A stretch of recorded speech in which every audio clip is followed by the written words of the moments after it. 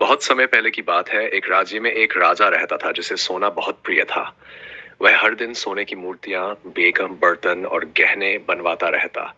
उसका सपना था कि उसका नाम इतिहास में सोनराज के नाम से जाना जाए। एक दिन उसने राजमहल के सबसे चतुर तांत्रिक से कहा, मैं चाहता हूं कि मेरी एक बेटी सोने की हो, सुंदर, चमकदार और अमर।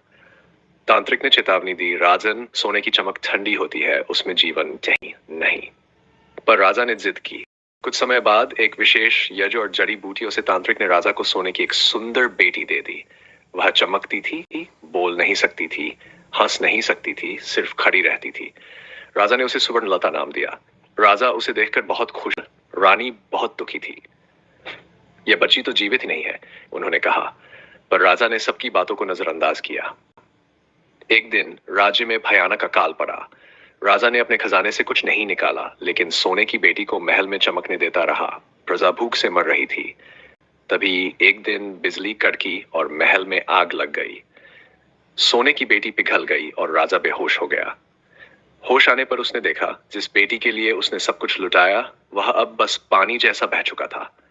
उसने आंखों में आंसू भरकर कहा, काश मैंने एक जीवित बेटी को अपनाया होता जो हंसती, बोलती और मेरे दिल को छूती। उस दिन के बाद राजा ने अपना सारा धन गरीबों में बांट दिया और एक अनाथ बच्ची को गोद लिया, जिसने उसके जीवन को असली खुशी दी। सीख, असली रिश्ते दिल से होते हैं, सोने से नहीं।